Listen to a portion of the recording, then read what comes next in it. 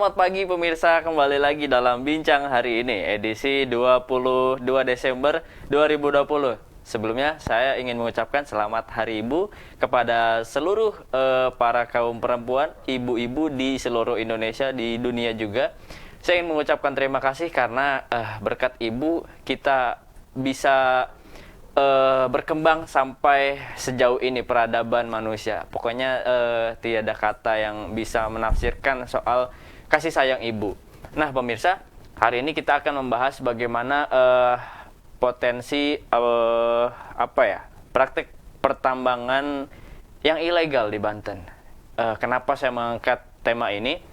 Konon katanya nih ya, di Banten ini yang akhir-akhir ini marak terjadi musibah, bencana, itu karena tidak mengindahkan standar-standar operasional prosedur terkait pertambangan. Entah itu tidak memperhatikan sekitar lingkungan, ataupun tidak mematuhi perizinan, dan lain sebagainya. Daripada mengawang-awang, nah, sudah saya hadirkan Bapak Darwanto Kurniawan. Assalamualaikum Pak Darwanto. Waalaikumsalam. Nah, sehat Pak ya? Alhamdulillah. Ini Pak Darwanto pemirsa sebagai Kasih Operasi Produksi Bidang Mineral dan Batubara Dinas Energi dan Sumber Daya Mineral Provinsi Banten ya Pak ya. Nah, Bapak boleh Pak sapa-sapa dulu pemirsa Sultan TV. Selamat pagi para pemirsa Sultan TV. Assalamualaikum warahmatullahi wabarakatuh. Saya Darwanto Kurniawan, Kepala Seksi Operasi Produksi di Dinas Energi dan Sumber Daya Mineral, Bidang Mineral dan Batubara. Demikian. Iya. Pak Darwanto ini pemirsa sudah dari 2001 ya Pak? Di Dinas Energi dan Sumber Daya. Dulu Dinas Pertambangan. Oh, dulu Dinas Pertambangan. Masih nomenklaturnya. Dinas Pertambangan. Disingkat di Stamben ya, Bu? Iya, betul. Di Stamben ya. Dulu tuh pemirsa Dinas Pertambangan itu terutama di daerah-daerah masih dipegang oleh daerah ya, kabupaten dan kabupaten kota lah ya. Nah, sejak tahun berapa tuh Pak? Saya lupa, yang pindah dialih fungsikan ke provinsi.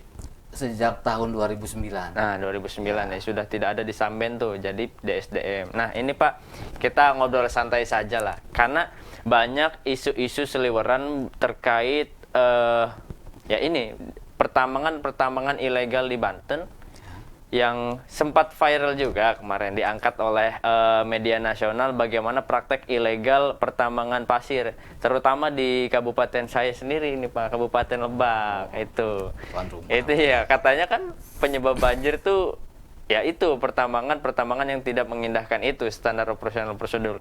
Memangnya sesulit apa sih Pak perizinan untuk melakukan pertambangan pasir ini sehingga banyak para pengusaha pertambangan itu mangkir Pak untuk taat dalam aturan? Boleh dijelaskan Pak prosedurnya?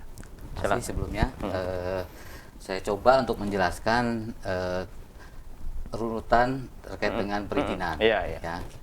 Ya, di mana sekarang kita per 2009 tadi sudah ada program SIPK sebenarnya. SIPK yang oleh Dinas Pendapatan Pelayanan Modal dan Pelayanan Terpadu satu pintu atas nama Gubernur. Jadi dengan laptop di rumah pun sebenarnya sudah bisa untuk upload atau untuk minta izin di program SIPK tadi. Untuk pertambangan. Ya, betul. Nah, adapun persyaratan tetap di kabupaten kota. Karena untuk perizinan itu ada 3 aspek. Administrasi, lingkungan, dan finansial. Administrasi, lingkungan, dan finansial. Ya, nah, administrasi itu terkait dengan tadi izin lingkungan oleh Dinas Lingkungan Hidup Kabupaten Kota. Oh, kabupaten kota, bukan provinsi ya? Bukan. Oh, iya. Tuh, kecuali kalau yang tambang atau tambang pasir laut, karena udah kewenangan kabupaten udah nggak ada. Oh, iya. Jadi ada Undang-Undang 23 itu, ya. di mana kehutanan, kelautan itu sudah diambil alih atau sudah dipindahkan ke provinsi semua. Makanya dinas-dinas pertambangan di kabupaten itu bubar tahun 2009 tadi. Nah, maka dari itu tadi kita lanjutkan lagi tadi untuk administrasi tadi, di mana harus melalui 3 tahapan tadi atau 3 aspek. Administrasi, teknis, lingkungan, finansial. Nah, administrasi tadi harus ada izin perusahaan. Nah, itu juga masih boleh untuk perorangan, juga boleh ya, boleh juga untuk firma, boleh juga untuk PT. Nah, dikasih pilihan sebenarnya dari Undang-Undang 4 tahun 2009 tentang pertambangan mineral dan batu bara. Walaupun sekarang udah ada diganti Undang-Undang 3 tahun 2020 tentang pengganti Undang-Undang 4 pertambangan mineral dan batu bara. Nah, disitulah posisi atau pilihan dari pemohon, dia perorangan juga bisa, tapi tadi dia harus melengkapi persyaratan yang notabene tetap di kabupaten untuk administrasi, TDP, situ, siup. Nah, terus harus juga izin lingkungan dan juga tata ruang. Setuju nggak oleh teman-teman di kabupaten? Kabupaten lagi ya? Bahwa tata ruang tadi dimohonkan ke bupati dan wali kota kalau di kabupaten. Nah, dari situlah rangkaian tadi masuk tahapan atau ke teknisnya. Nah, di situ dia harus memenuhi persyaratan tadi. Dia harus sudah membayar tadi kesembuhan tadi yang pada tahap IUP tadi. Terus untuk tahap finansial, kalau untuk perpanjangan dia harus membayar semua pajak batuan di Undang-Undang 28, di mana pajak batuan itu ada di kabupaten kota. Jadi Undang-Undang 23 itu membagi antara perizinan di provinsi, sedangkan pajaknya tetap di kabupaten.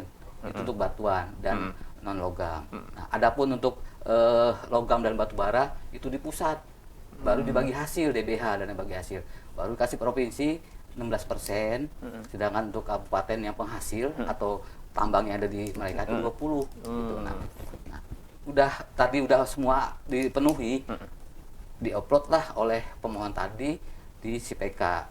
Nah, kita mohon kepada pemohon tadi untuk di-uploadnya di laptop masing-masing atau email perusahaan. Karena tadi IP address-nya tadi kita nggak mau ada yang namanya kong kali kong dan sebagainya. Sebenarnya udah dirancang sedemikian rupa. Kita juga udah pernah korsup dengan KPK bahwa itu dimungkinkan untuk tidak ketemu juga bisa. Tadi masalahnya makanya udah di jadi menghindari ya sebenarnya. Nah, disitulah yang mungkin tadi dikatakan bahwa agak susah dan sebagainya. Tadi mungkin tahu sendiri lah di kita kan teknologi tadi itu. Ternyata sudah ketemu pemirsa.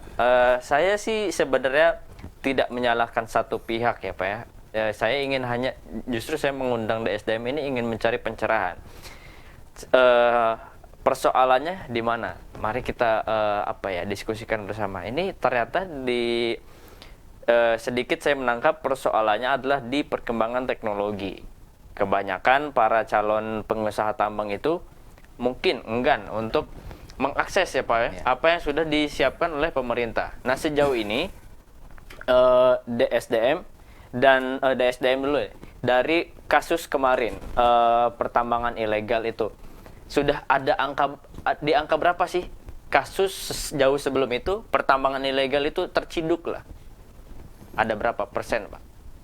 Kalau untuk dari terkait dengan tahun 2009 tadi untuk kewenangan adanya di provinsi, sebelumnya di kabupaten kota, itu kita sudah menangani ada sekitar yang itu 14 saja itu oleh teman-teman untuk di penegak hukum.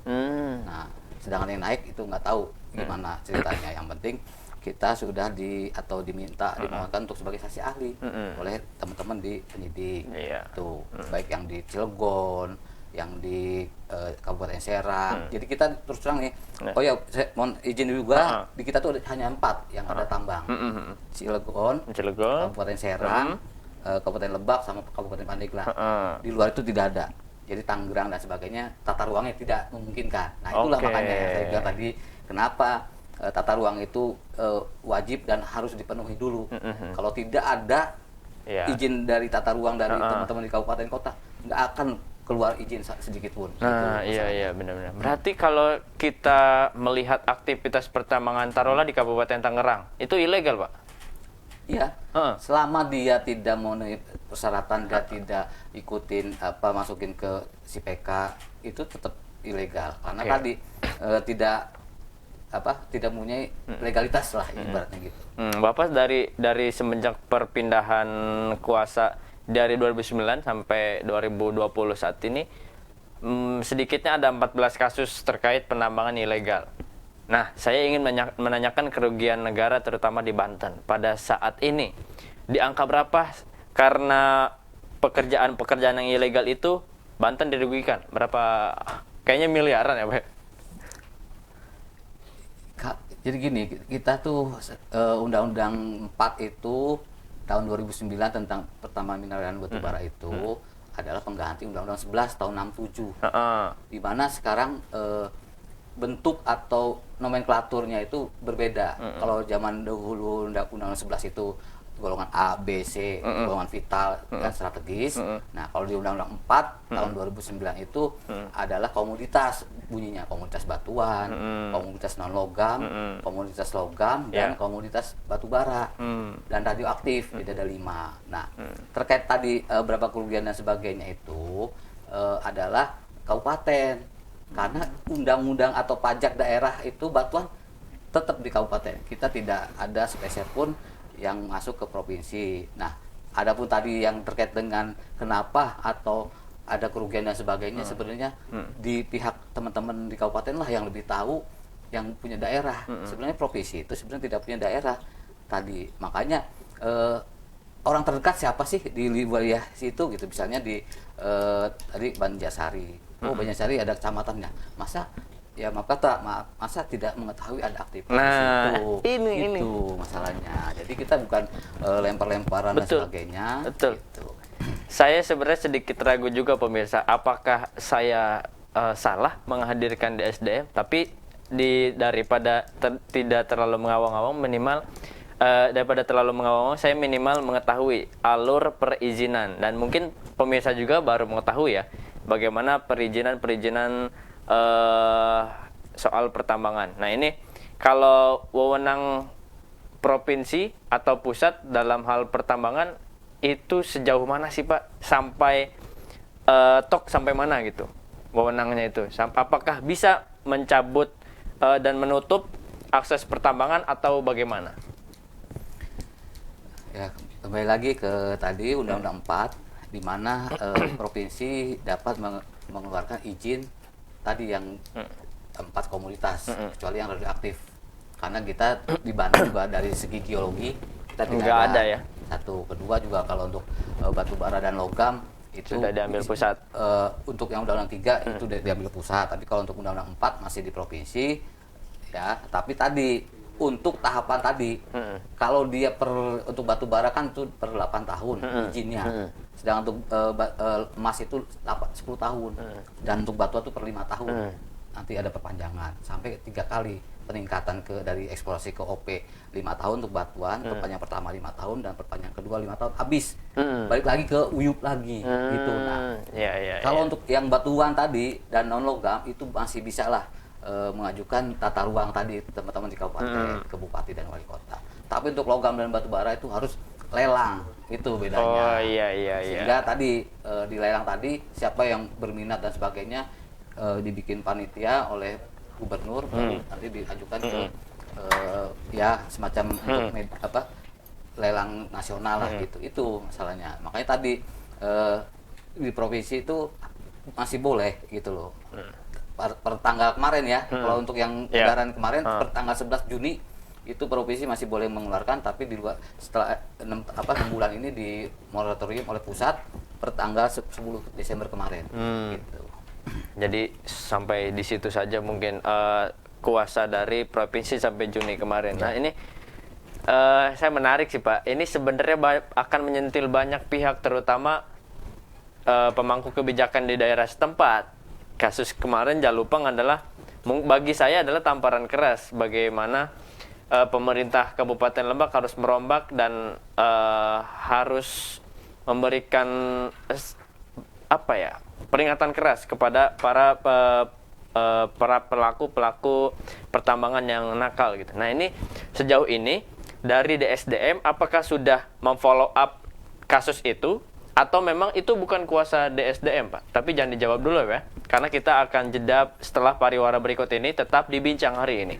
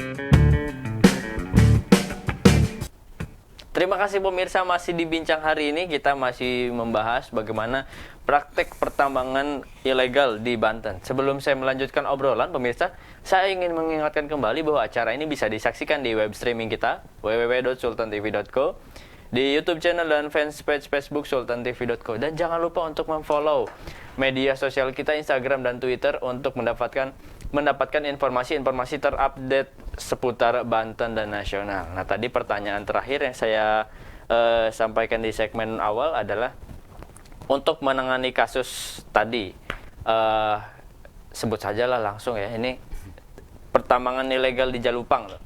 Sejauh ini DSDM sudah follow up kah? Sudah menangani kasus itu, atau memang ini bukan wewenang DSDM? Atau ini sudah pure wewenang dari Kabupaten Lebak? Perlu saya jelaskan dulu terkait dengan Undang-Undang 4 tahun 2009 tentang pertambangan mineral dan batu bara itu tidak diatur terkait dengan tambang ilegal. Ya, di situ malah yang dibahas itu atau di klausulnya di undang-undang itu malah terkait dengan adanya sanksi.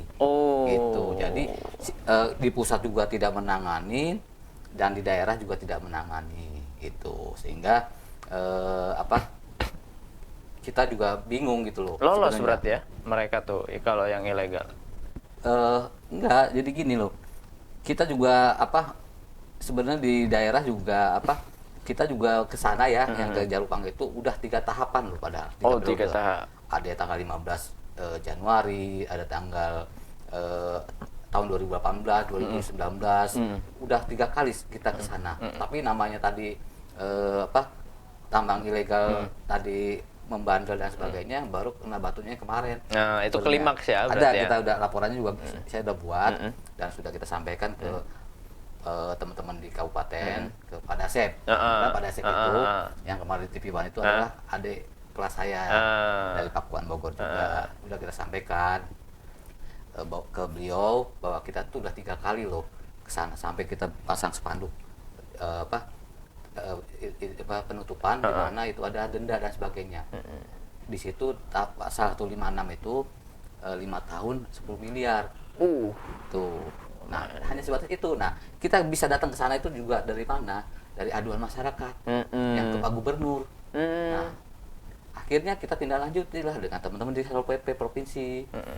Juga pernah kita ngajak 2 LH kabupaten, Lebaknya sendiri, gitu. Nah, masuk dengan LSM LSM. Nah, yang nggak tahu ya kenapa mereka masih terus berlanjut juga.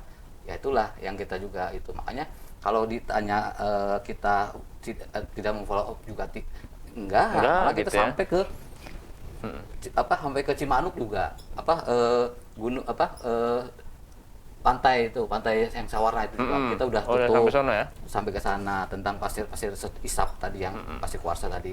Terus yang di daerah-daerah Lingkar Selatan juga kita tutup. Tapi ya tadi marak lagi begitu. Juga di berita juga ditutup paksa oleh dinas, tapi berapa pasir lagi. Ya udah, kita udah cukup gitu, maksudnya udah sampai di situ. Selebihnya ya penegak hukum yang tadi sesuai dengan denda tadi. Nah, ini kalau bicara tadi soal sanksi, saya baru tahu ternyata ada sanksi yang diterima tadi paling besar 10 miliar denda. Nah, setelah itu apakah si pelaku ini istilahnya bisa dijebloskan ke penjara atau bagaimana? Atau hanya sekedar sanksi dana? Menurut saya ya, kalau sekedar sanksi dana pertambangan itu ya itu di angka 10 miliar saya rasa kecil untuk bagi para pengusaha itu. Ya itu hitung saja untuk pembayaran pajak mungkin mereka menganggapnya. Kalau dipenjarakan, dipidanakan, apakah bisa itu? Untuk saya sendiri tahun 2018 saya sampai ke sidang pengadilan Kabupaten Serang. Itu 2 orang.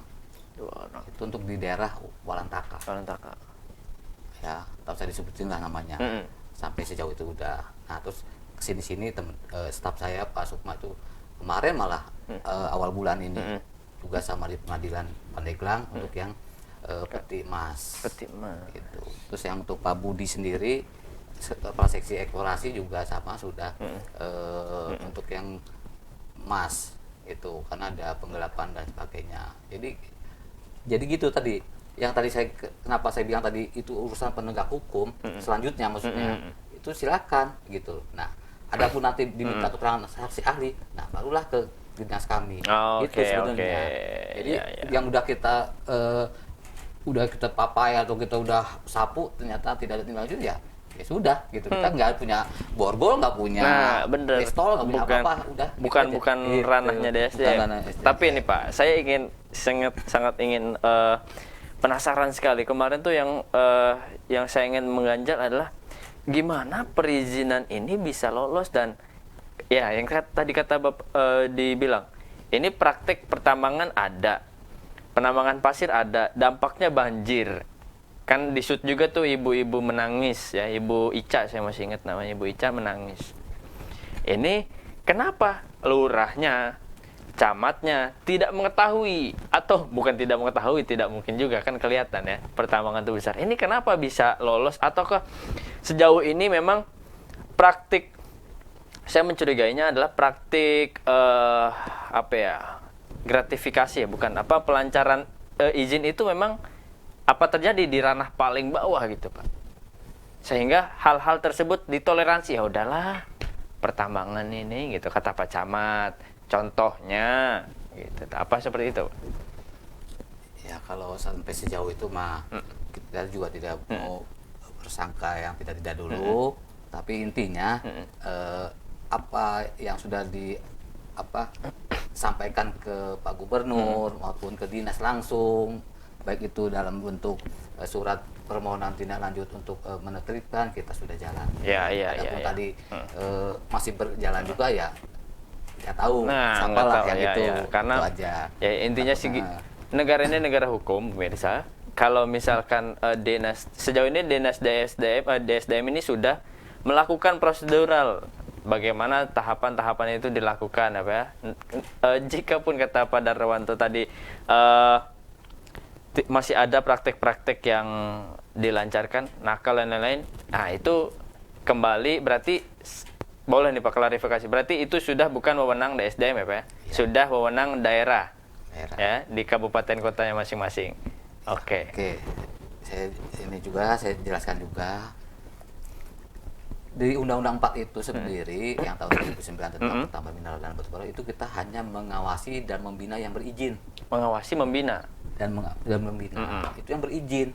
Yang berizin. Iya. Betul. Tidak ada yang ilegal. Karena apa? Kalau kita membina yang ilegal malah kita melegalkan dia. Iya, Itu betul, intinya. betul, Baik betul. itu emas, kayak batuan, pasir benar, itu. oke. Makanya kita juga bukan membatasi diri dan sebagainya, tapi itulah yang udah kita Kenapa kita terus terang ada sekitar 200 izin yang resmi dari mulai yang logam, yang batu bara, yang emas, yang emas DMP, pasir dan batu itu kita awasin yang berizin. Nah, sehingga apa? Ya tadi kan komposisi pegawai kita juga terbatas. Iya, betul. Untuk menjangkau ini segala macam butuh waktu dan sebagainya. Terus anggaran juga dibatasi, apalagi dengan ada COVID kita nol sama sekali. Gitu. Sehingga tadi ya udah kita ada waktu pas kebetulan kita memang ke lapangan yang berizin, ternyata ada ditemukan yang tidak berizin, sudah kita sampaikan. Itu yang secara langsung ya, tidak ada melalui surat dan sebagainya atau surat ke Pak Gubernur dan ke dinas. Nah, itu juga kita udah ngantisipasi loh pada. Tapi ya tadi kembali lagi ke ininya sendiri. Sudah, memang kalau ngobrolin soal perizinan memang atau praktek pertambangan ini memang sangat, ya pertambangan kan cuannya gede banget ya Pak ya. Kalau soal nominal pendapatan sangat luar biasa, makanya itu yang membuat banyak orang melegalkan semua gitu tuh hal-hal yang soal perizinan. Ya udah bayarnya yang penguasa setempat yang terdekat biasanya. Ini opini saya saja pemirsa. Nah ini Pak, kalau soal kasus-kasus hal tersebut di luar kemampuan DSDM, saya ingin dari Pak Darwanto memberikan arahan kepada masyarakat. Karena kan gini Pak, korbannya masyarakat lagi Pak. Misalkan iyalah caruk marut di perizinan antara DPR kemudian dan dinas-dinas terkait itu saling bertabrakan. Tetap korbannya masyarakat Pak. Yang kena bajin bukan pemilik pertambangan bisa bikin rumah istana dimanapun, tapi yang korban masyarakat. Nah ini gimana Pak cara masyarakat, kayak misalkan tadi mungkin memberi surat ke gubernur atau apapun itu, apa Pak yang bisa dilakukan masyarakat supaya pertambangan ilegal yang sebenarnya pertambangan ilegal yang tidak memperhatikan lingkungan kapok gitu Pak? Ya tadi kalau untuk yang supaya efek jerah tadi mungkin di spot-spot tadi ada lah ya, maaf atau mungkin yang di Jalupang harus ada yang dipidanakan sehingga ada gaungnya gitu loh. Jadi gemeter tuh yang mau main-main akal ya. Nah itu kalau menurut saya gitu hematnya, maksudnya yang singkatnya lah gitu, karena tadi kalau dari tahun 2018 sampai ke 2020 aja udah 3 kali periode kita melaksanakan pengawasan penertiban di sana dengan Pol PP dan dengan Poldanya malah sekali itu juga pernah. Tapi tadi kenapa pada bulan kemarin digerebek itu masih berlanjut juga? Itu kenapa kita tanya kan? Nah itulah gitu. Iya. Nah, itulah pemirsa kalau ngobrolin tingkah laku manusia ada saja memang ya. Nah kita geser dulu Pak, ngobrolin soal potensi pertambangan di Banten. Ini yang membuat orang-orang nafsu untuk pertambangan di Banten nih, kan biasanya banyak spot-spot yang tertarik ya. Orang melakukan pertambangan itu pasti ada yang dicari. Memang apa saja sih Pak yang menjadi potensial di Banten itu? Nah, untuk yang wilayah atau potensial dari barang tambang di Provinsi Banten itu, untuk wilayah selatan itu terdiri dari logam dan batu bara. Logam. Sesuai dengan kondisi geologinya. Daerah mana tuh Pak? Cibeber. Terus untuk batu baranya itu sampai ke Cilograng. Terus sampai ke Cihara. Nah, sampai ke Bayah. Jadi mulai Cihara, Bayah, Cibeber, ada mau ke arah Sukabumi yaitu Cilograng untuk batu bara. Dan emasnya khusus di Cilograng, Cihara ke atas itu ada PT Sudah Miskin. Terus tengahnya lagi ada PT Vino Bersaudara. Nah, ke ujung lagi tadi yang di Cibeber tadi ada 3 sampai 4 malah. Indo Mitra Mulia, terus ada Sumahex ada Mineral Cieteng, Mineral Sanyi, itu adalah rangkaian dari izin operasi produksi logam.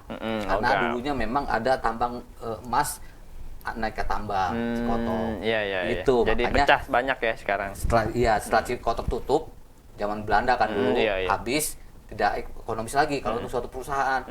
Untuk perusahaan yang BUMN ya. Nah, makanya mulailah tuh izin-izin yang lokal-lokal yang swasta. Nah, itu justru juga kita juga ngapatan nih, kita dapat dari teman-teman di kabupaten, diterusin izinnya setelah kewenangan dicabut, kabupaten diteruskan oleh kita. Nah, itulah tambang-tambang yang hasil dari teman-teman di kabupaten kota, termasuk yang pasir laut yang di wilayah utara Pulau Jawa kita. Itu dari warisan dari teman-teman di Kabupaten Serang gitu. Iya. Terus ada lagi Pak potensi. Nah, untuk ke arah Cilegon itu trust. Trust itu artinya batu pasir ya yang diendapkan pada saat gunung meletus, yaitu dulu kalau nggak salah tuh Raudano itu dulu sebelumnya kaldera Raudano itu adalah gunung api purba yang meletus ya, diendapkanlah di wilayah Cilegon sampai ke arah Tangerang. Nah, itu bentuknya kayak pasir dan ada pumisnya. Pumis itu batu apung lah, yang untuk gosok mandi, gosok-gosok itu yang ringan, atau hampang atau orang Sunda tuh. Nah, terus untuk yang wilayah batuan itu di daerah Bojonegara. Ya, itu udah kelihatan, jangankan mau dieksplorasi orang. Udah kelihatan persis gitu kan. Ya, jadi nggak butuh 3 tahun eksplorasi ya, sehari udah kelihatan. Terus untuk Gamping juga sama di Bayah. Itu ada malah PMA, penanam modal asing, Pion. Terus ada yang di kitanya juga ada Tritama, Trieka. Nah, itulah rangkaian-rangkaian atau potensi-potensi di Banten. Nah, untuk yang pasir besi ada di wilayah pesisir pantai semua, dari mulai Ujung Kulon sampai ke Sukabumi. Siap. Nah, ini Pak, kalau misalkan tadi potensinya sangat besar sekali, ini pasti ada orang yang tertarik, wah saya pengen juga nih buka usaha tambang di Banten. Nah, caranya menjadi pengusaha tambang yang baik dan sehat itu seperti apa Pak? Tapi jangan dijawab dulu ya Pak, karena kita akan kembali setelah pariwara berikut ini. Tetap di Bincang Hari Ini.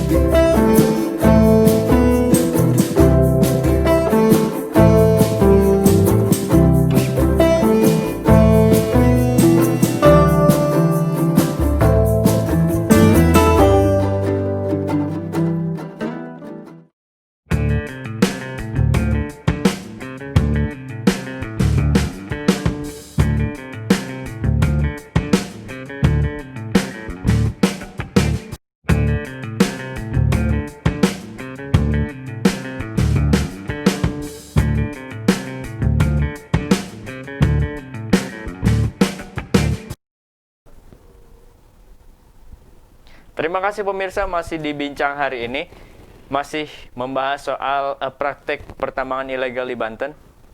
Sebelum saya melanjutkan obrolan, saya ingin mengingatkan kembali bahwa acara ini bisa disaksikan di web streaming kita www.sultantv.co, di YouTube channel dan fanpage Facebook sultantv.co, dan jangan lupa untuk memfollow media sosial Instagram dan Twitter untuk mendapatkan informasi terupdate seputar Banten dan nasional. Kita masih lanjut dengan Pak Darwanto nih.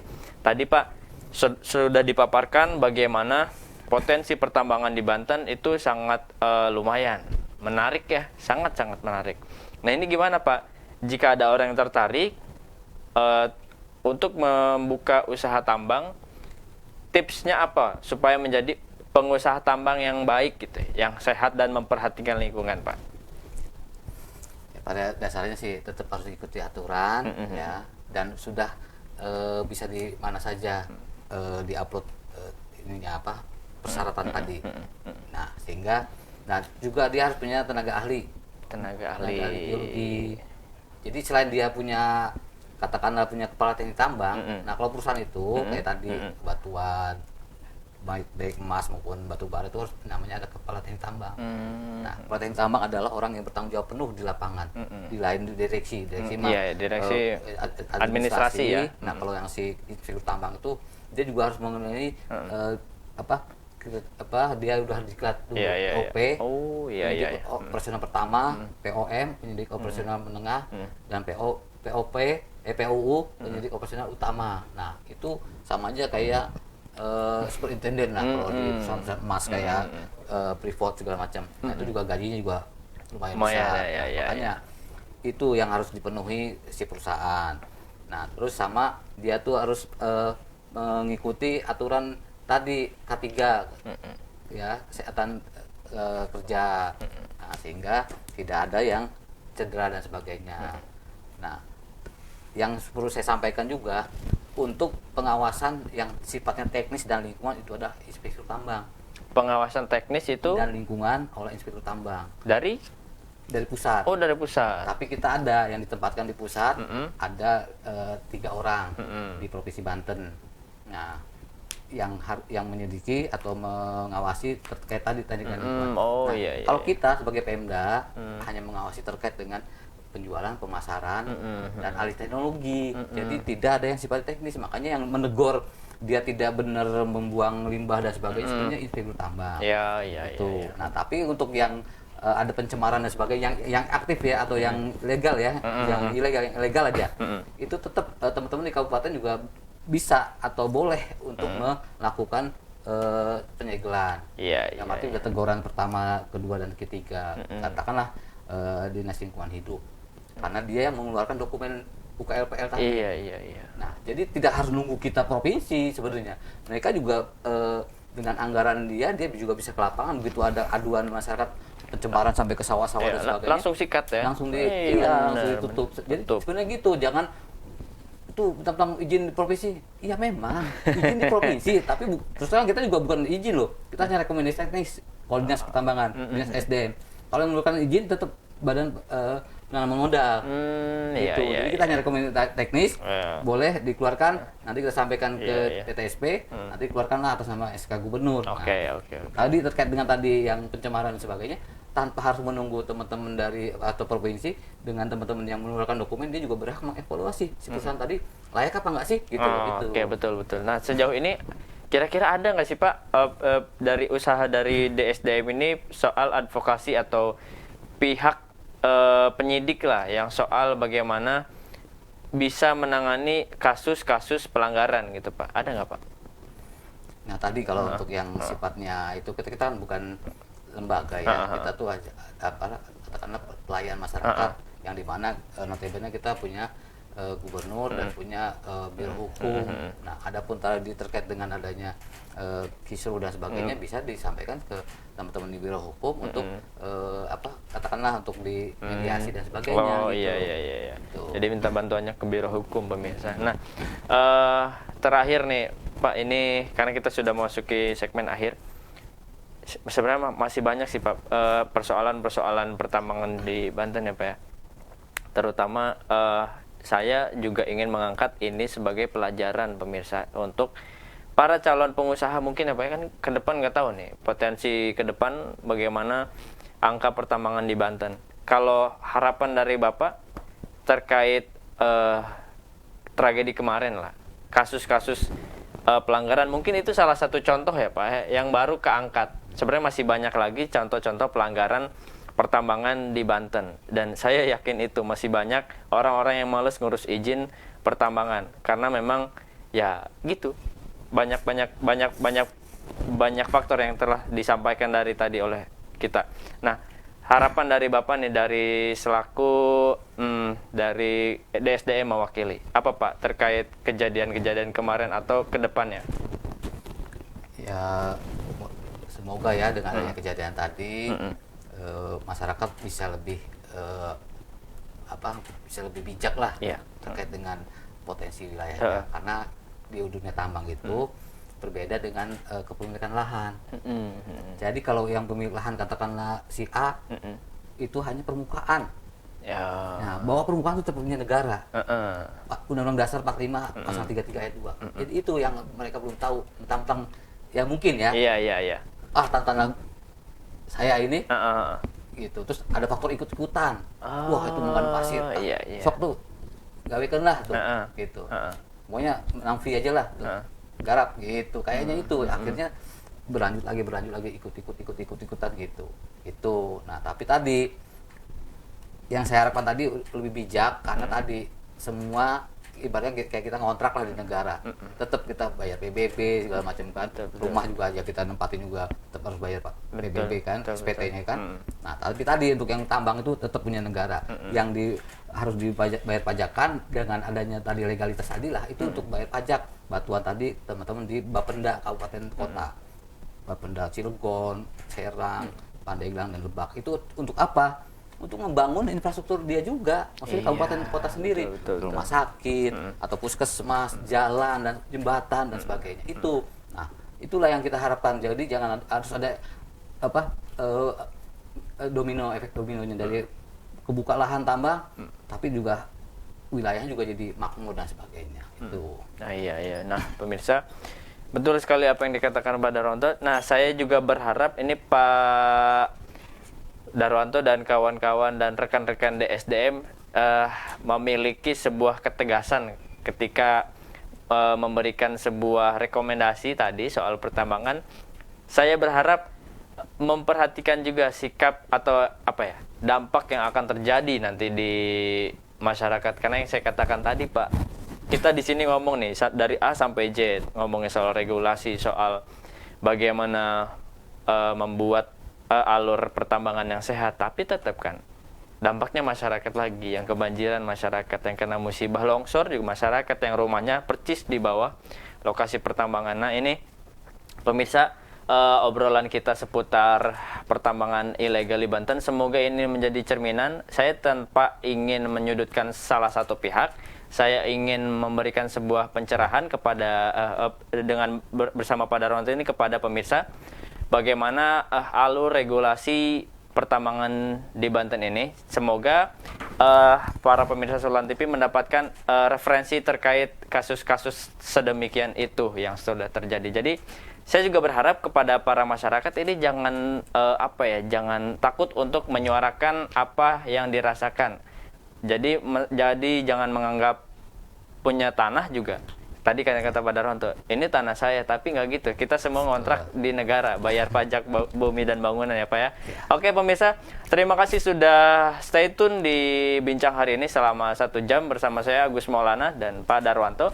Saya selaku host dan kru kerabat yang bekerja hari ini, mohon maaf undur diri. Terima kasih Pak Darwanto, sukses terus, semoga diberikan kesehatan selalu untuk menjaga regulasi pertambangan di Banten. Terima kasih. Assalamualaikum warahmatullahi wabarakatuh. Waalaikumsalam.